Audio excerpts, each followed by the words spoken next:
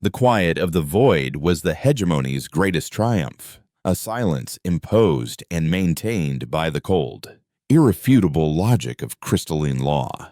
For 3 centuries, since the last embers of the human insurgency had been extinguished by the Cinder Protocol, the galaxy had known order. The Vex, a species of living silicate, whose thoughts were as structured as the facets of their own bodies, had brought this peace.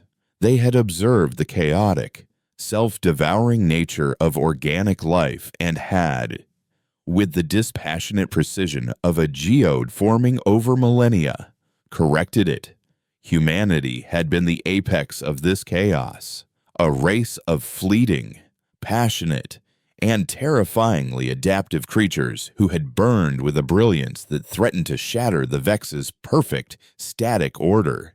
They were a fever that had to be broken. The Cinder Protocol was not an act of war. It was an act of celestial engineering. Worlds were sterilized, fleets were atomized, and the scattered survivors were relegated to technologically capped quarantine zones on the galaxy's forgotten rim, a living testament to the futility of ambition. The Vex did not hate humanity. One does not hate a storm. One simply weathers it and then builds structures it can never again tear down. The silence that followed was the sound of perfection. It was this perfected silence that Executor Kalis 9 was studying when the first dissonant note was played. Kalis 9 was a being of immaculate clarity, his crystalline form a latticework of flawless quartz, his consciousness a process of pure, unblemished reason. He was a historian of the correction, one of the few Vex who still analyze the archived data of the human conflict, not out of fear, but to refine the hegemony's models of chaotic systems. The anomaly began subtly, a statistical improbability in the sector designated Void Shroud 7, a roiling nebula of dark matter and gravimetric distortions that had long been classified as impassable. A patrol cutter, the immutable logic, vanished while skirting its edge. The loss was attributed to a predictable gravimetric shear. 3 cycles later, a long-range courier, the calculated vector, also failed to report after passing the shroud. This time, the hegemony's vast predictive engines assigned a 97.4% probability of spatial anomaly interference. Kalis 9, however, noted the 2.6% of uncertainty, a sliver of statistical noise that grated against his perfect sense of order. Noise was the precursor to chaos. He watched and waited. The dissonant note grew louder. The Deep Space Observatory, Station Epsilon, a marvel of Vex engineering anchored at a stable Lagrange point just outside the shroud's influence, went silent. There was no distress signal, no final data burst, simply an abrupt cessation of its constant stream of cosmic background radiation telemetry.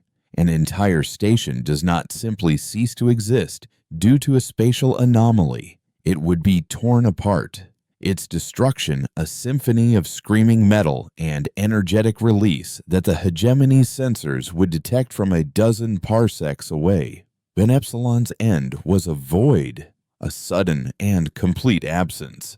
Kalis 9 was grand oversight of the investigation. It was a minor affair, a puzzle to be solved, yet it unsettled him. His directives were clear: dispatch a reconnaissance unit, gather data, formulate a hypothesis, and restore order. He complied, sending a trio of swift, heavily censored surveyors into the region. They found the station, or what remained of it. It was not a field of debris, but a curated collection of wreckage, as if some cosmic artisan had disassembled it with impossible care. The surveyors' reports were filled with logical contradictions. Sections of the station's habitat ring were sheared with a precision that defied any known weapon or natural force. The cuts were atomically perfect, leaving behind surfaces smoother than any polished crystal. There was no sign of explosive decompression or heat damage. It was simply as when taken apart. One piece of wreckage, A large segment of the primary sensor array's outer hull was brought aboard Kalis 9's command vessel, the Unwavering Principle. It was here in the sterile analysis bay that Kalis 9 saw the impossibility firsthand. The hull segment was not melted, not shattered, but carved. Etched deep into the metallic composite was a symbol, an ancient and elegant loop with no beginning and no end. It was a design absent from all Vex databases, a piece of art where there should have been only random destruction. Kalis 9's crystalline mind, a processor of immense power, accessed the deepest archives, the sealed records of the Cinder Protocol. He cross-referenced the symbol against billions of petabytes of confiscated human cultural data, their art, their science, their myths. He found it in a forgotten corner of their primitive mathematics. They called it a lemniscate, the symbol for infinity, a promise of forever. Kalis 9 stood before the carved symbol for a full cycle, the low hum of his own internal processes, the only sound in the bay. This was not the work of pirates. No known species possessed the technology for such a display. This was not a natural phenomenon. The universe was chaotic, but it was not deliberate. This was a message. The statistical noise he had detected earlier was no longer just noise. It was a signal, one he could not yet decipher, but whose intent was becoming terrifyingly clear. He began a deeper analysis, correlating the disappearances of the patrol cutter and the courier with Epsilon Station's silence. He stripped away the hegemony's accepted models of spatial distortion and looked at the raw data. A pattern emerged, a chillingly elegant trajectory that wove through the shroud, a path that should have been impossible for any physical vessel. It was the path of a predator, a hunter that moved through the very fabric of space-time as if it were an open plain. The Vex logic engines, when presented with this new data, returned a single, repeated output, inconclusive. The proposed trajectory violates fundamental principles of physics. Kalis 9 overruled them. He accessed a sealed subarchive, one detailing the final, desperate theories of human scientists before their worlds were cinder. He found frantic postulations the Vex had dismissed as the ravings of a dying species weaponized quantum entanglement, localized reality manipulation, ships that didn't travel through space but folded it. The Vex had classified it as fiction. Now, Kalis 9 held a piece of a star station carved with a symbol of forever, found drifting in a sector where ships vanished along a path that physics forbade. He felt a sensation that had no place in the Vex lexicon, a dissonance in his core programming that was almost painful. It was the cold premonition of a flawed calculation. The hegemony had made an error. In their quest for perfect order, they had assumed they had solved the equation of humanity. They had balanced it, simplified it, and declared it finished. They had never considered that humanity might have found a new variable. Kalis 9 knew what he had to do. The statistical anomaly had become a credible threat. He required more data, but data that could only be acquired through direct observation and, if necessary, overwhelming force. He compiled a request to the highest echelons of the hegemony, his logic clear and irrefutable. The threat, he argued, was not merely a rogue element, but a potential paradigm shift in galactic dynamics. He was granted his request. The 7th Axiomatic Fleet, a force of 50 warships armed with the hegemony's most potent particle projectors and temporal distortion cannons, was placed under his command. It was a fleet capable of pacifying a star system, a tool of overwhelming and decisive power. Kalis 9 would not make the mistake of underestimation. He would take this fleet to the edge of Void Shroud 7, and he would send a heavily armed reconnaissance force of 10 cruisers directly into the heart of the anomaly, along the impossible trajectory his analysis had revealed. he would have his answers. From the crystalline command center of the unwavering principle, Kalis 9 observed the operation with detached precision. The 10 cruisers, shining shards of Vex design, broke formation and plunged into the swirling, gravitational chaos of the shroud. Their sensor feeds flooded his displays, a torrent of data that was immediately confounding.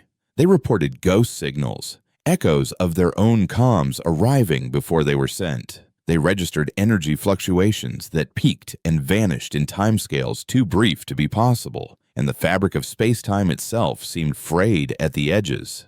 One of the cruiser captains, its vocal modulator tight with controlled alarm, reported seeing impossible geometry in the swirling dust clouds, angles that did not exist, shapes that folded in on themselves. Then the first cruiser went silent. It did not explode. Its icon on the tactical display did not turn red to signify destruction.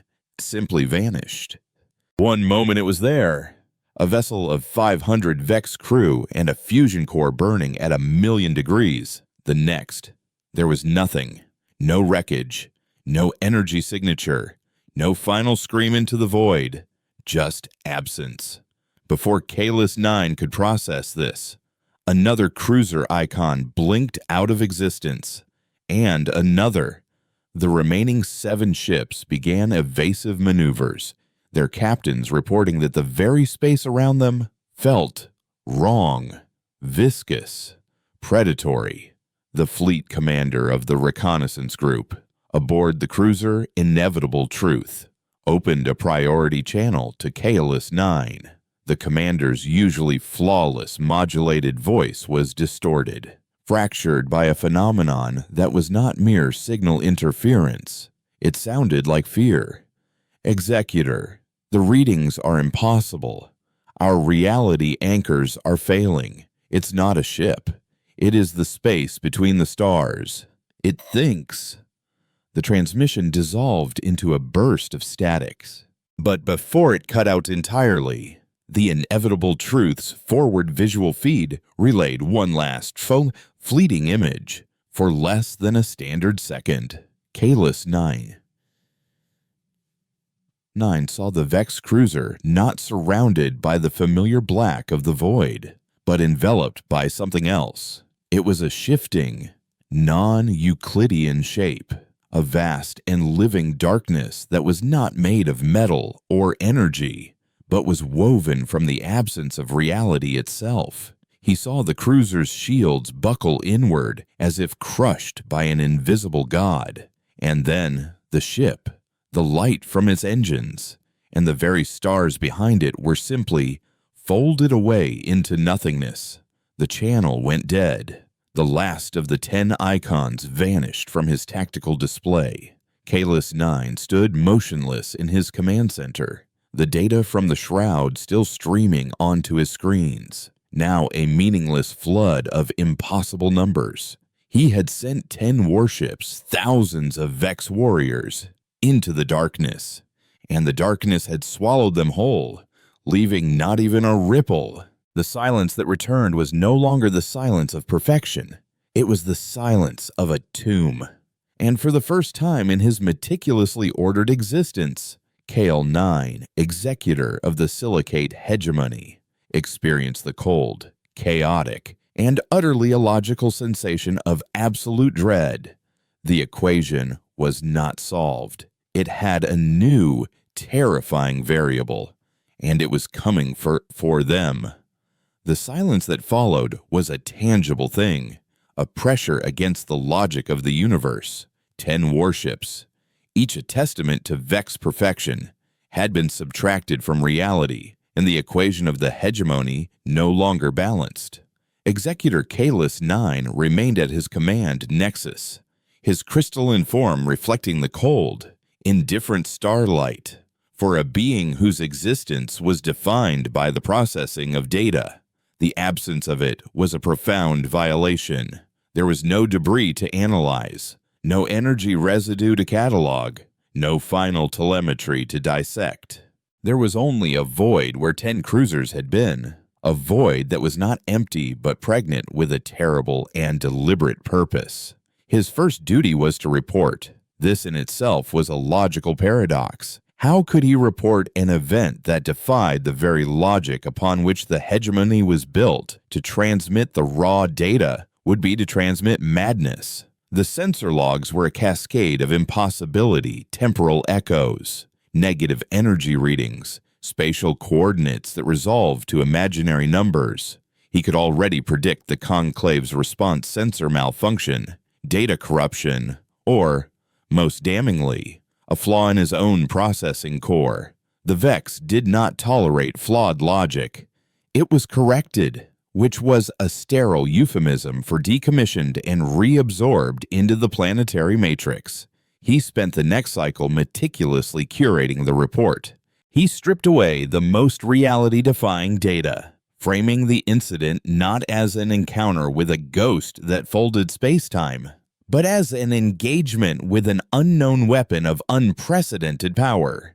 He highlighted the impossible precision of the cuts on Station Epsilon's hull, the deliberate placement of the lemniscate symbol, and the strategic predatory pattern of the disappearances.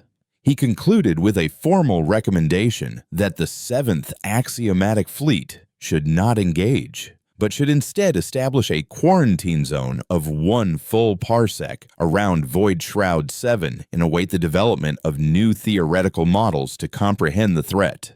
He argued that to fight an enemy whose methods violated known physics was to guarantee defeat. It was a logical, prudent, and deeply Vex course of action. It was also an admission of fallibility, something the hegemony had not faced since the humans were cindered. He transmitted the report to the Prime Axiom on Vex Prime, the central node of the hegemony's collective consciousness. The response was faster and colder than he had anticipated. It did not come as a data stream, but as a direct holographic communion. The crystalline figure that coalesced on his command deck was that of Executor Zeth-4, a being whose facet structure was famously intricate and who was known for his rigid adherence to established doctrine. Zeth-4 was the embodiment of the hegemony's confidence, a walking, thinking monument to the belief that all chaos had been, and would always be, corrected. Executor Kalis 9. Zeth-4's modulated voice was perfectly harmonic, yet carried a dissonant undertone of condescension. The Conclave has reviewed your cautionary report. Your predictive models seem to have suffered a cascade failure. Kalis 9 remained perfectly still. The models are sound. Executor, it is the phenomena that are flawed. The enemy does not adhere to the calculus of conventional warfare. Zeth-4's form seemed to shimmer with something akin to amusement.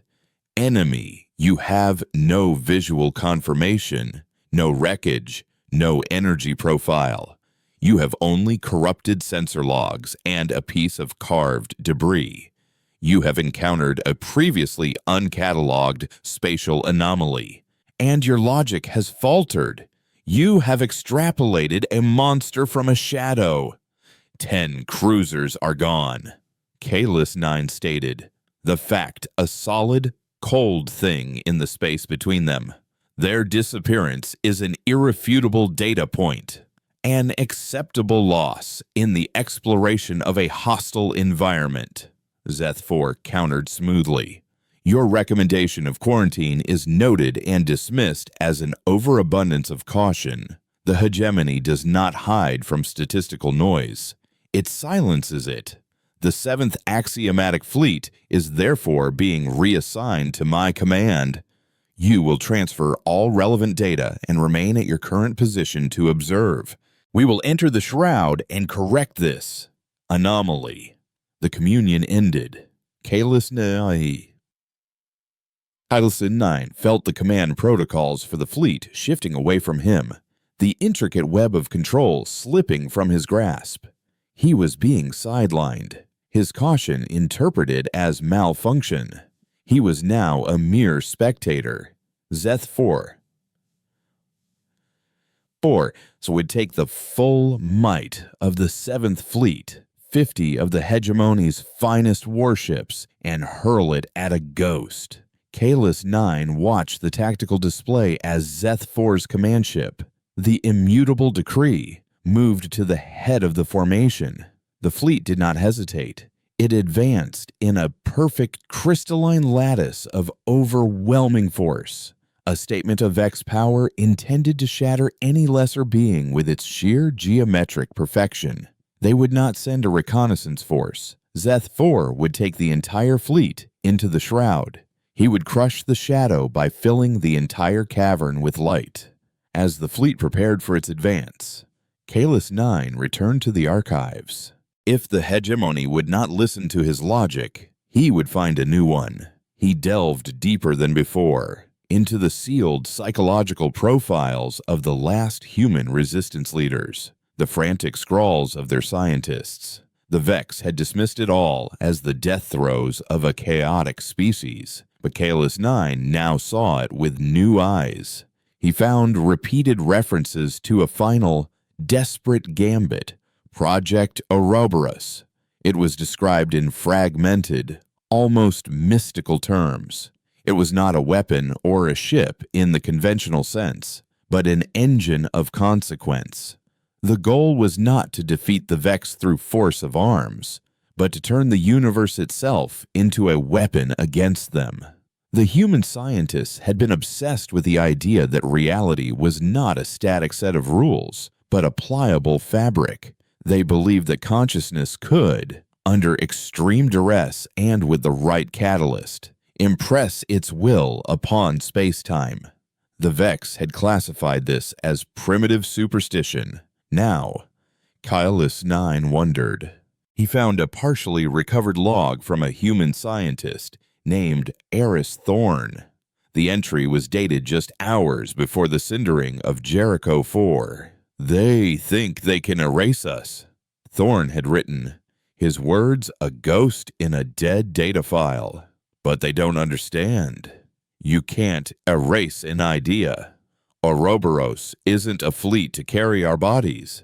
It's a vessel to carry our will, a promise, folded into the heart of a singularity, that what they have done will be returned to them, not eye for an eye, universe for a universe. We have become the ghost in their perfect machine, the ghost in the machine." The phrase resonated within Kahless 9's core programming with the force of a revelation. He was not fighting a resurgent human fleet. He was fighting the vengeful, weaponized memory of a dead species. Zeth 4 was about to engage not an army, but a concept. Before he could process the full implications of this, an alert klaxon, a sound he had only ever heard in historical simulations, blared through the unwavering principle. It was not an alert from his own ship or from the fleet. It was a priority, one distress signal from the Galactic core. From the Thearn system, the signal was fragmented, corrupted, but its origin was unmistakable. Thought Forge Astrius. A Thought Forge was one of the most sacred and vital installations in the hegemony. It was a massive, moon-sized station where the crystalline matrices for new Vex were grown in supercooled quantum states, where consciousness was patterned and imprinted. Astrius was responsible for gestating an entire generation of the hegemony's future leadership. To attack a Thought Forge was not just an act of war, it was an act of genocide. Kahless 9 immediately brought the system onto his main viewer. The image was 10 minutes old, delayed by the vast distance the signal had traveled. At first, "Answers," everything looked normal. The massive, crystalline station hung in space, surrounded by its defensive platforms, a shining jewel of Vex creation. Then, the anomaly occurred. It did not appear as a ship warping in. Instead, a point of absolute, light-devouring blackness bloomed in the space beside the station. It was not a hole in space, it was a patch of anti-space. an ontological wound where the rules of reality had been locally repealed. From this wound, the darkness unspooled. It moved like living ink, not flying toward the station, but simply expanding, overriding reality as it went. The defensive platforms fired, unleashing torrents of energy that were simply swallowed without effect. The station's own massive temporal cannons discharged, beams of distorted time designed to age a vessel to dust in seconds.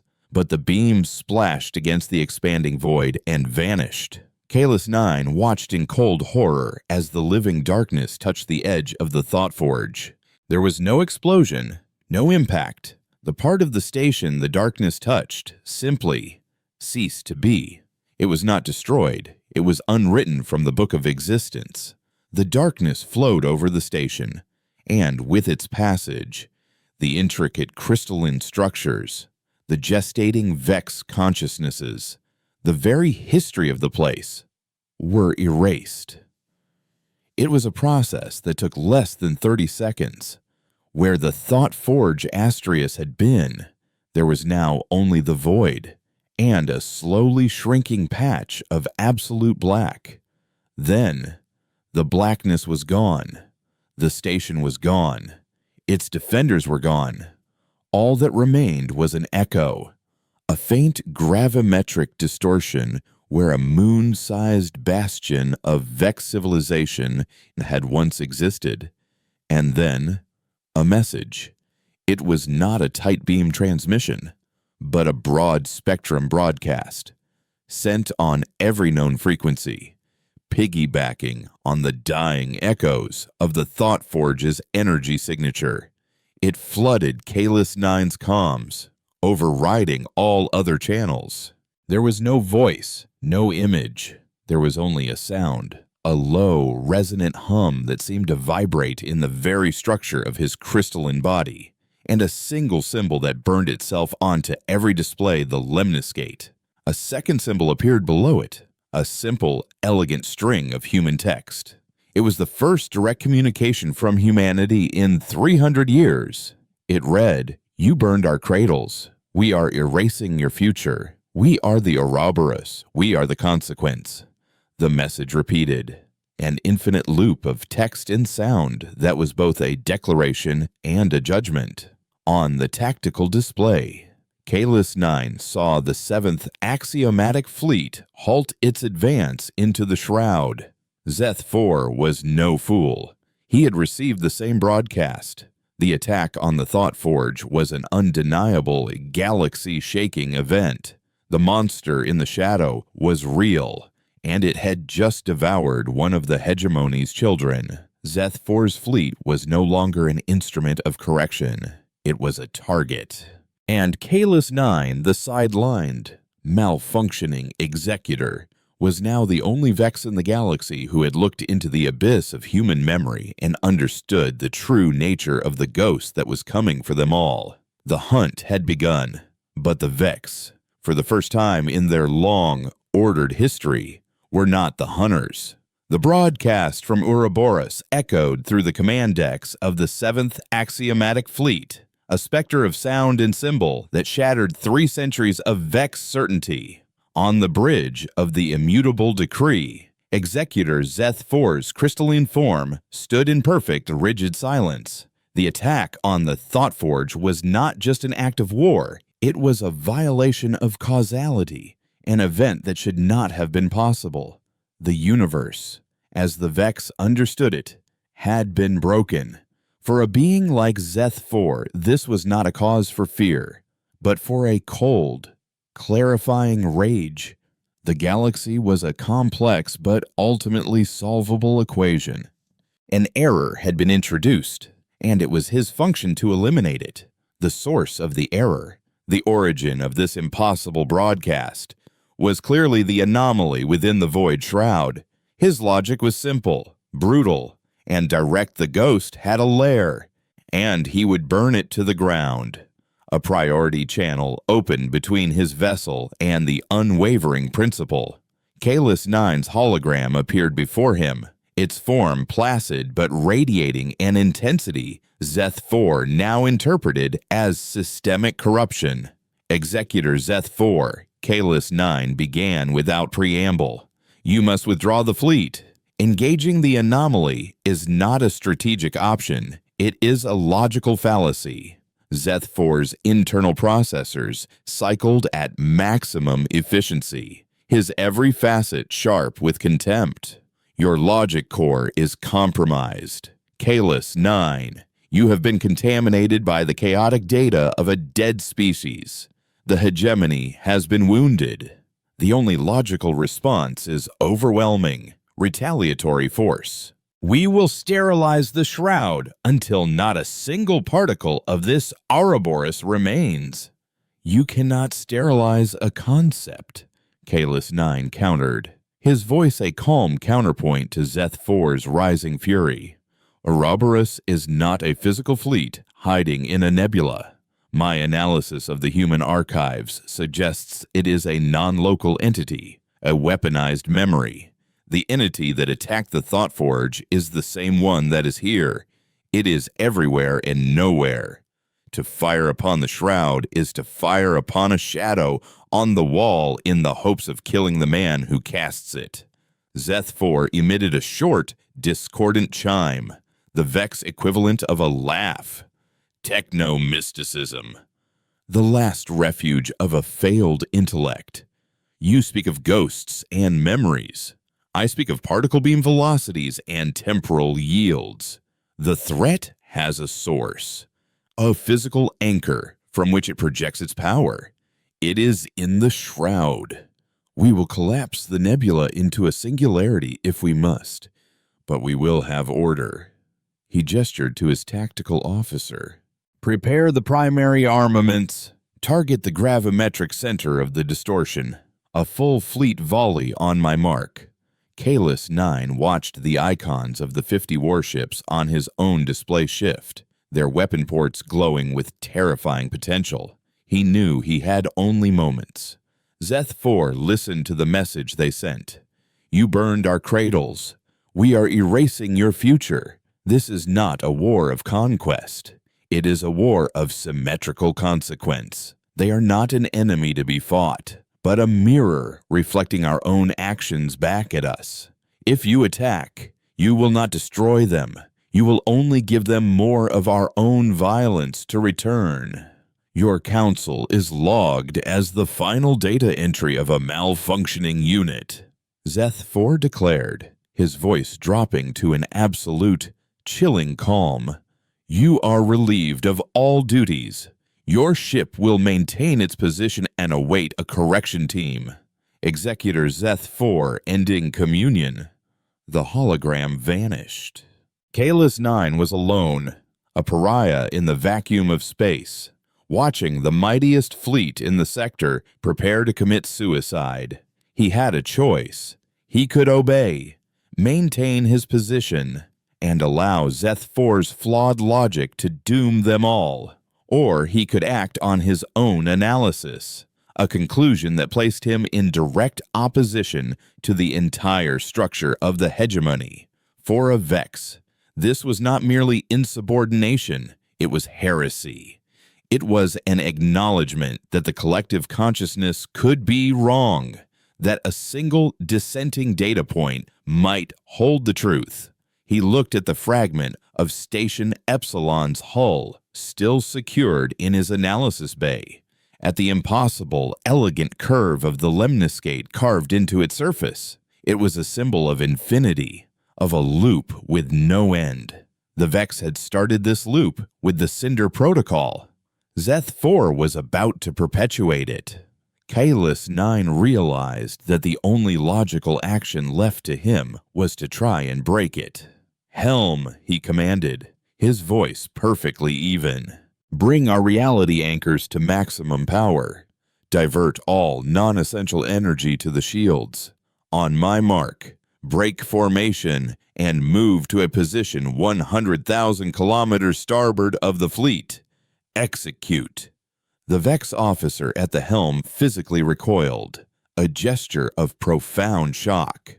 Executor, to break a command formation is The command formation is predicated on a flawed strategic model. Kalis 9 interrupted.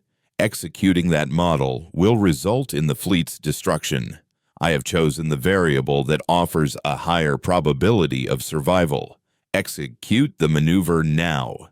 The order was a logical contradiction, an act of obedience to a command of disobedience. The helm officer, caught between two conflicting directives, chose the one spoken by the executor physically present on his bridge.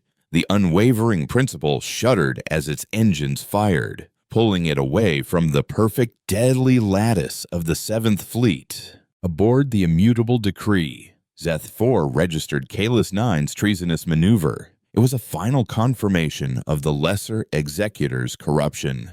He would be dealt with after the battle. All ships, Zeth 4 broadcast across the fleet. Fire. 50 Vex warships in perfect, terrible synchronicity unleashed hell. Beams of pure particle energy, lances of distorted space-time, and waves of focused gravity converged on the heart of the void shroud. It was a concentration of power sufficient to crack a continent, to destabilize a small star. The energy plunged into the swirling darkness of the nebula, and for a full 3 seconds, the universe seemed to hold its breath. There was no explosion, no catastrophic release of secondary radiation. The shroud simply absorbed it. The torrent of destructive force vanished into the darkness as if it had never been. Then, the consequence came. On the bridge of the Vex cruiser logical conclusion, the ship that had fired the lead particle beam, the Vex crew watched in confusion as the nebula remained unchanged. Then a subharmonic resonance vibrated through their ship's hull. A Vex technician stared at his console, his manipulators frozen. Executor, the primary particle cannon. Its energy signature is gone. The ship's captain turned to look at the forward display just as the ship's external sensors updated, where the cruiser's massive, ship-length main weapon had been. There was now only a smooth, featureless, perfectly seamless stretch of hull. The weapon had not been destroyed. It had been unwritten from reality. The very concept of the cannon had been erased from that specific location, leaving the ship intact but surgically disarmed. Panic, a deeply alien and corrosive emotion for the Vexel, began to flicker across the fleet's network. Another ship reported its temporal lance had vanished. A third lost its entire forward torpedo array. Ouroboros was not destroying them. It was disarming them, using the very energy of their attack to power the selective erasure of their ability to attack. It was the perfect, symmetrical response. Zeth 4 watched the reports flood his command console, his logical processors struggling against a tidal wave of impossibility. His weapons were being removed by the very act of using them. The enemy was not fighting back. It was editing them. This violation of the natural order was too profound. His rage overrode his tactical sense. This is a trick, a projection. It is trying to make us hesitate, he roared over the fleet-wide comm. Increase power. A sustained barrage will overwhelm its capabilities. Fire at will. Annihilate it. It was his final, fatal error in judgment, as the remains of the 7th Fleet unleashed a second, desperate, chaotic volley. The response from the Shroud escalated. It was no longer just disarming them. Aboard the battleship Shining Example, the engine core and the engineering section around it were erased, leaving the front half of the ship to drift silently in the void, a tomb for its crew. The command bridge of the Certainty of Purpose was scooped out of existence, leaving the ship a headless behemoth, its automated systems firing weapons at nothing. From his safe distance, Kalis 9 watched the slaughter with a cold, aching clarity. It was an execution, just as he had predicted. The perfect Vex formation was now a floating graveyard of crippled, silent vessels, monuments to their own hubris. He turned his attention to the immutable decree. Zeth-4's flagship was still firing, its executor consumed by a madness born of shattered certainty. Kalis 9 watched as the ship's most powerful weapon, its central temporal distortion cannon, charged for a final system-shattering blast. The beam fired, a lance of pure chronological chaos. It struck the shroud and vanished. The response was immediate and devastatingly poetic. The temporal erasure field did not strike the weapon, or the bridge, or the engines. It enveloped the entire ship. For a single, horrifying moment, the immutable decree was still there, but it seemed to shimmer, its reality becoming thin and transparent. Then, it and everything in it, including Executor Zeth-4, were erased not from space, but from time. It was not just gone, it had never been. All sensor logs of its existence flickered and resolved into null readings. The 7th Axiomatic Fleet, commanded by a being who no longer existed, had been comprehensively and philosophically defeated. A new message, for Kalis 9 alone, materialized on the main screen of the unwavering principle. The lemniscate glowed softly. Below it, the human text was not triumphant, but explanatory. We are not a target. We are a mirror. All you send to us, we will return to you. The cycle ends when you stop beginning it. As the message faded, leaving Kalis 9 in the profound silence of the wreckage. He was a traitor to a fleet that barely existed, an outcast from a hegemony that would hunt him for his heresy.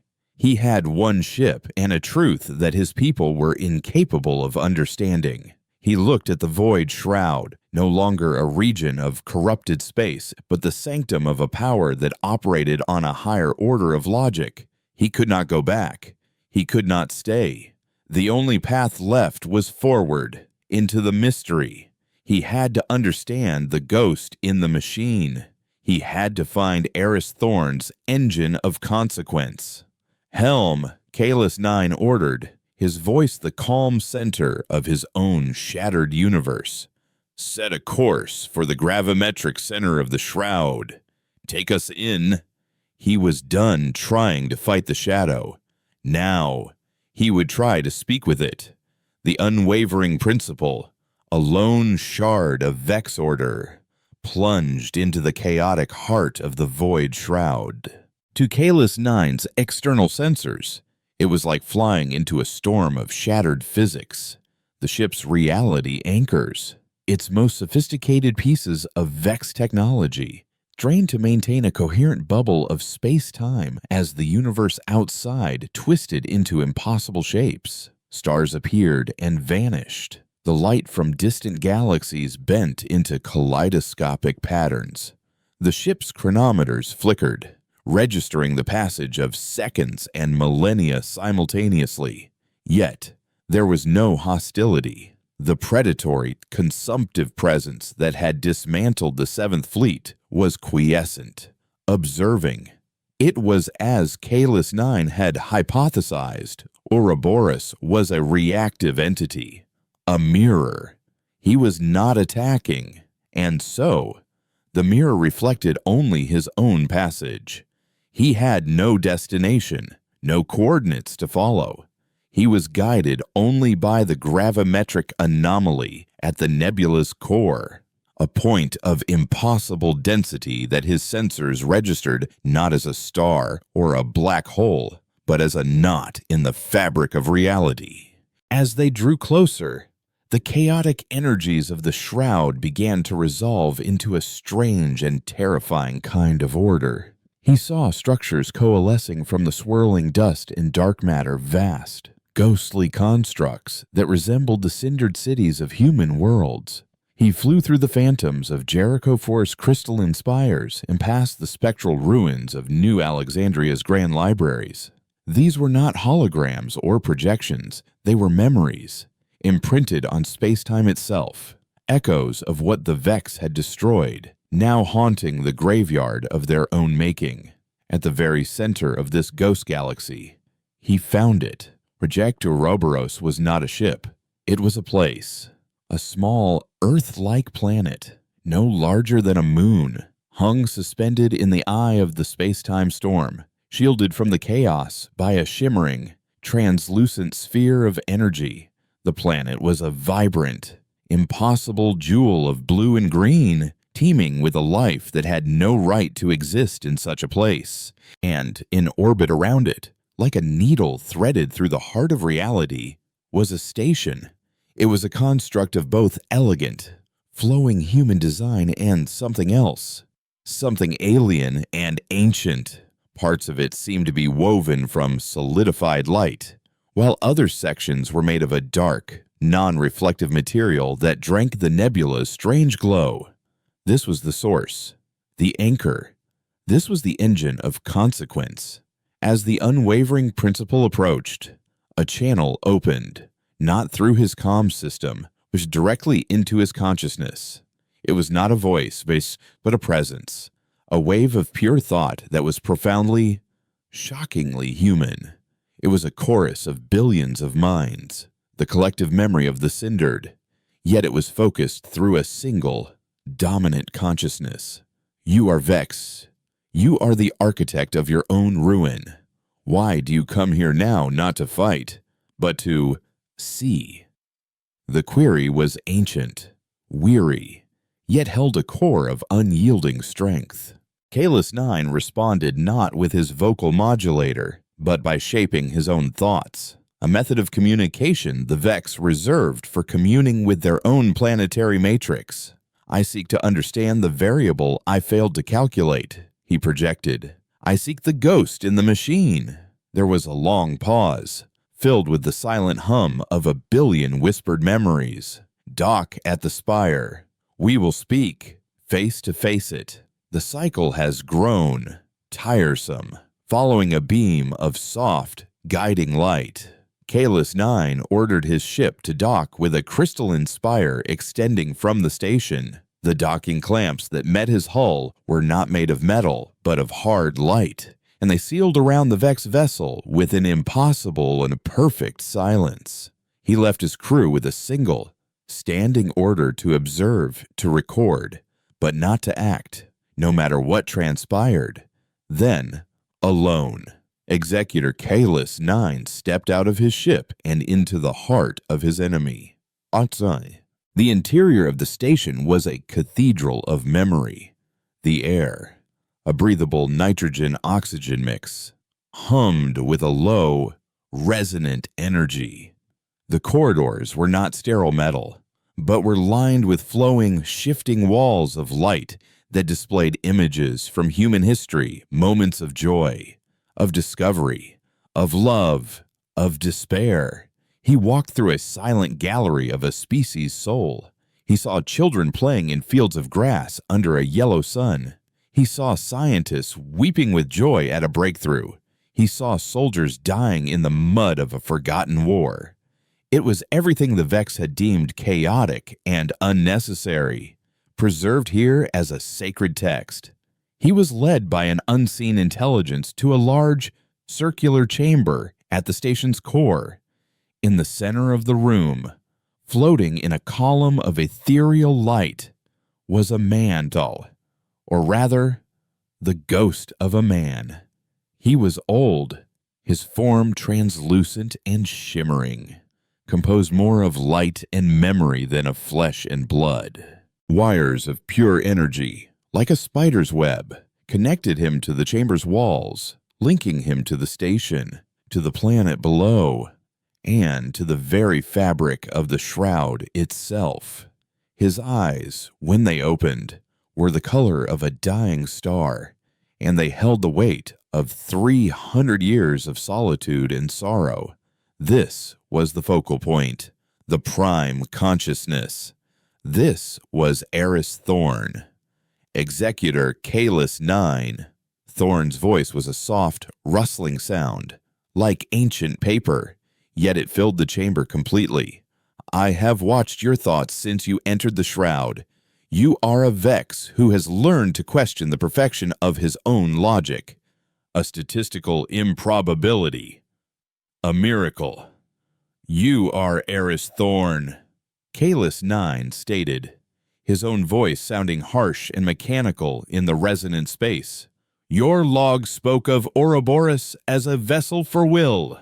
I did not comprehend. Thorn gave a faint, sad smile. We were desperate. We had no weapons that could match yours, what? No fleets that could survive your Cinder Protocol. But we had our minds. We had our grief. We had discovered that space-time is not a canvas. Executor. It is a sea. And a strong enough tide of collective will can create a wave. He gestured with a translucent hand. And the walls of the chamber shimmered, showing a horrifyingly beautiful image. He saw the last moments of Jericho 4. He saw billions of humans, not fighting, not screaming, but joined in a massive planet-wide telepathic network of their own desperate design. As the Vex fleet began its bombardment, they did not brace for impact. They focused their combined consciousness, their love, their rage, their absolute refusal to cease to exist, into a single focal point. That point was Eris Thorn, who was plugged into a machine that was not a weapon, but a quantum resonator. We didn't try to stop the bombs, Thorn whispered, the memory playing in his ancient eyes. We let them destroy our bodies. We used the very energy of our own extinction as the fuel to tear a hole in reality.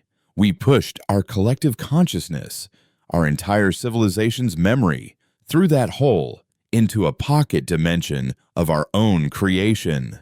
The image on the walls changed. Kalis 9 saw the birth of the Void Shroud, a violent eruption of quantum foam and unstable reality. At its heart, Thorn and the collective memory of his people had found a barren rock, and over the course of 3 centuries, they had willed it into the paradise Kalis 9 had seen from orbit. This place, this is our memory of home, Thorn said. We built it from our dreams of a world you took from us, and I became the anchor, the librarian, the ghost. Ouroboros is not me. It is us.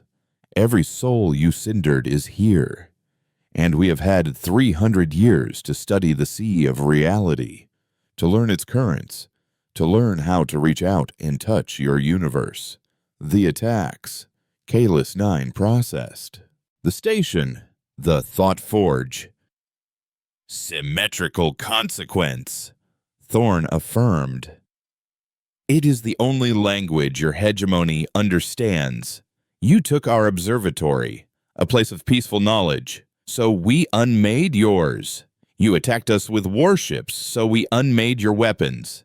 You burned the cradles of our species, so we unmade a cradle of yours. We do not destroy, executor. We erase. We balance the equation.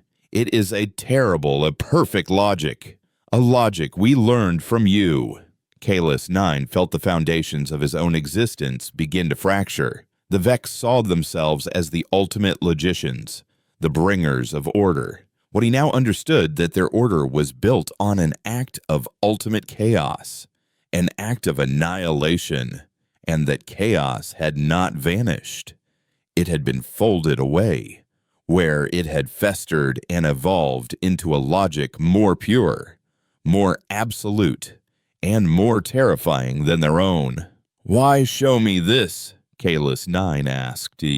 Why allow me, a Vex, into your sanctum?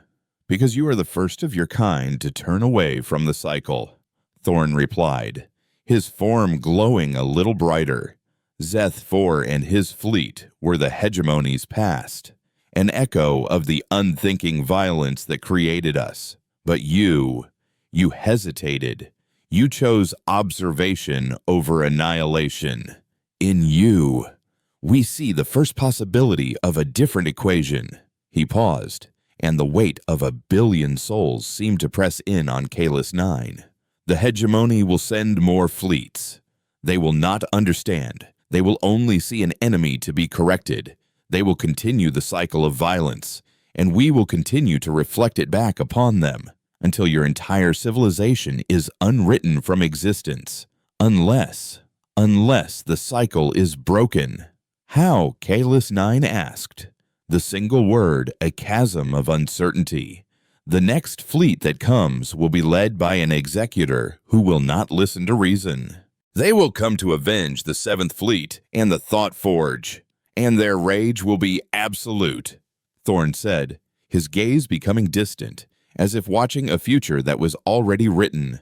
"We will be forced to erase them, and then another will come, and another. An endless, looping war of attrition that will bleed both our peoples dry. But there is another way, a path that requires a sacrifice, a testament." He looked directly at Kalis 9, his ancient, luminous eyes seeing not a crystalline monster, but a single, thinking being. "The hegemony believes you are a traitor, a malfunctioning unit. They will listen to you no longer, but they will listen to an irrefutable act of logic, an event that so fundamentally shatters their worldview that they will be forced to recalculate, and they need a message. Executor, a message not of our sending, but of yours." Kalis 9 understood. He saw the cold, terrible, and utterly perfect logic of Thorn's proposal. It was a move of such breathtaking audacity that only a human mind, pushed to the very edge of existence, could have conceived of it. It was a path that would save the hegemony, but it would cost him everything. He stood in silence for a long time, the ghost of a man in the gallery of a dead civilization, waiting for his response.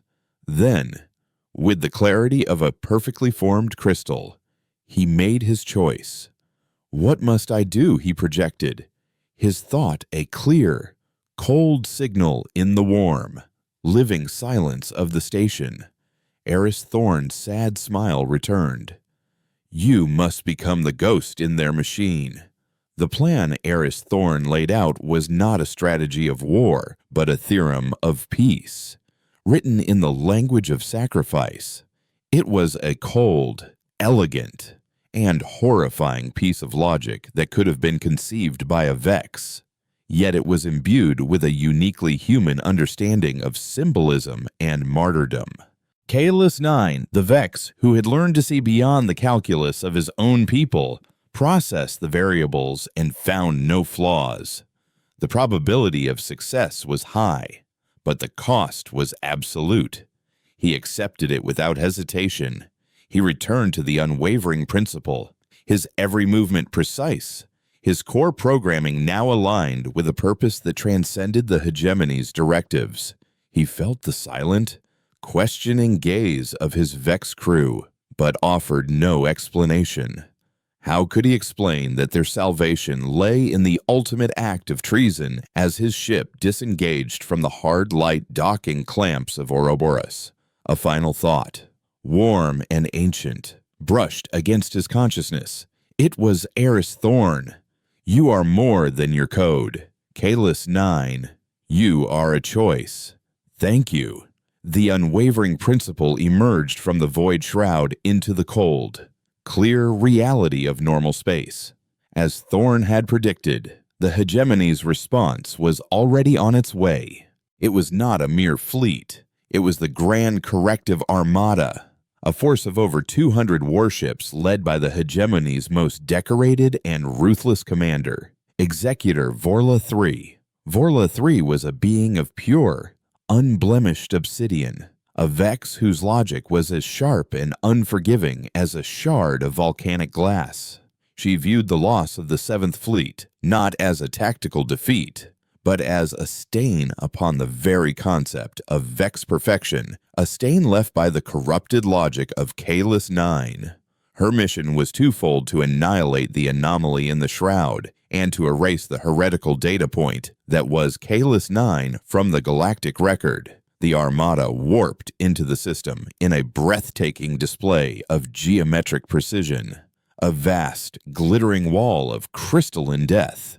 They found a single, defiant Vex cruiser waiting for them. Vorla 3's hologram materialized on Kalis 9's bridge, her obsidian form radiating a palpable coldness. "Unit Kalis 9, she began, dispensing with all titles. "Your logic core is a contagion. Your continued existence is an error in the galactic equation. Surrender your vessel for immediate correction. It is your only logical recourse." Kalis 9 stood at the center of his command deck, a lone figure against the backdrop of the star-dusted shroud. "Executor Vorla 3, he responded, his voice calm and measured. "Your strategic models are predicated on a fundamental misunderstanding of the opponent. You have come to fight a war. There is no war. There is only a consequence." Vorla 3's form seemed to darken. "Your prattling is the final output of your malfunction. You have shielded the enemy. You have become the enemy. The correction will be absolute. Then I offer you a final data point for your consideration," Kalis 9 said. He opened a channel, not just to Vorla 3, but to the entire Vex collective, a broadcast that would be seen on Vex Prime and every outpost in the hegemony. He felt the attention of his entire species focus on his lone vessel. "For 3 centuries, we have defined ourselves by the Cinder Protocol, an act of absolute annihilation that we called order. We believed we had erased a chaotic variable. We were wrong. We did not erase it. We transformed it. The entity you call Ouroboros is the consequence of our action.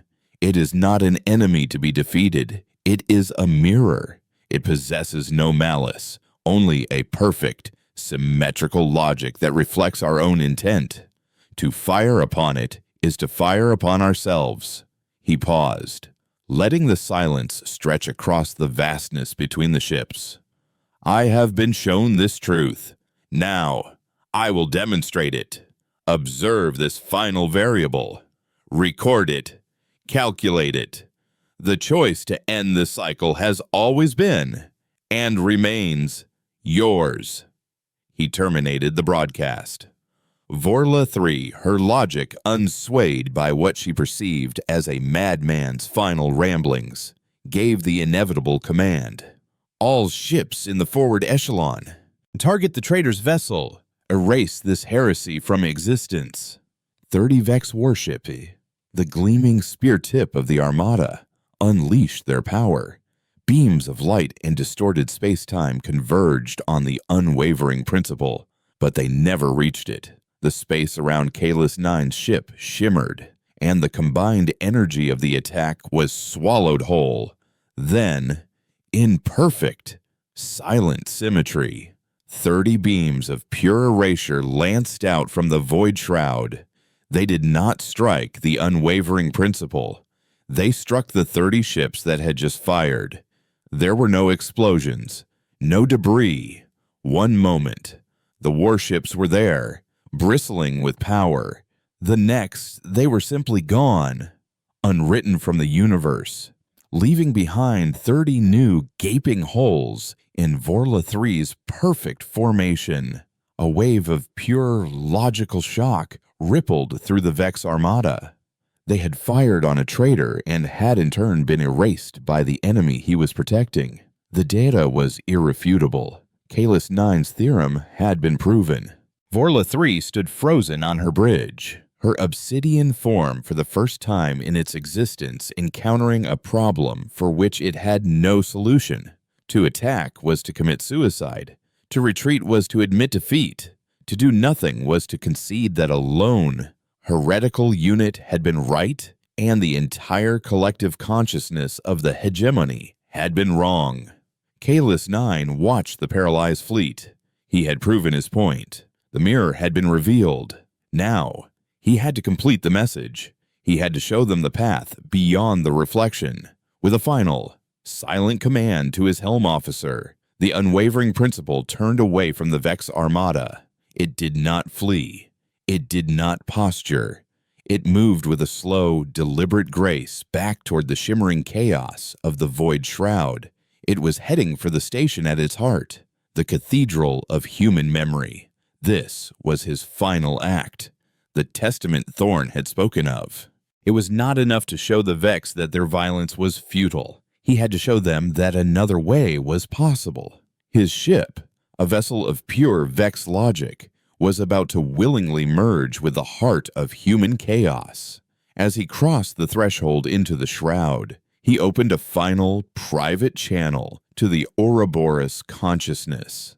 "I am ready," he projected. 1,000,000,000 human souls reached out to meet him. He felt it as a wave of impossible warmth and sensation. His crystalline Vex form, which had only ever known the cold purity of reason, was flooded with 3 centuries of human emotion. He felt their grief, a sorrow so profound it was a physical force. He felt their love for the worlds they had lost, a loyalty that transcended death itself. He felt their rage, their hope, their fear, and their unyielding will to simply be. His mind, a processor of immense power, did not shatter. Instead, it expanded. He shared his own consciousness with them, in return the Vex understanding of structure, of eternity, of the silent, beautiful music of cosmic order. He offered them his logic not as a cage, but as a framework upon which they could hang their infinite, chaotic memories. The unwavering principle dissolved, its atoms unwritten and reformed as a new, shining spire on the station of Ouroboros. And Kalis 9, the Vex executor, ceased to be an individual. His consciousness merged with the human collective, a single, crystalline thought in an ocean of human feeling. He had become the ghost in their machine, and in doing so, given them a peace they had not known since their cindering, while they, in turn, had given him a soul. The grand corrective armada, what remained of it, did not fire again. Executor Vorla III, shattered by an irrefutable truth, ordered a retreat. The final data point of Kalis 9 became a new, foundational text for the Vex. It plunged the hegemony into centuries of self-examination, forcing a recalculation of their most fundamental aims. They did not collapse, but they were forever changed. They learned a new logic, the logic of consequence, of caution, and of a silence born not of dominance, but of awe. The quiet returned to the galaxy, but it was a different kind of quiet now. It was not the sterile, enforced silence of the hegemony's perfection. It was a silence of respect, the shared quiet of 2 ancient, wounded civilizations, staring at each other across the void, no longer as enemies, but as mirrors. The cycle had been broken. The war was over, and in the heart of a phantom nebula, 1,000,000,000 human souls and a single Vex mind watched over a peace they had purchased together, a silent, eternal promise that the equation of existence was far more beautiful and complex than either had ever dreamed.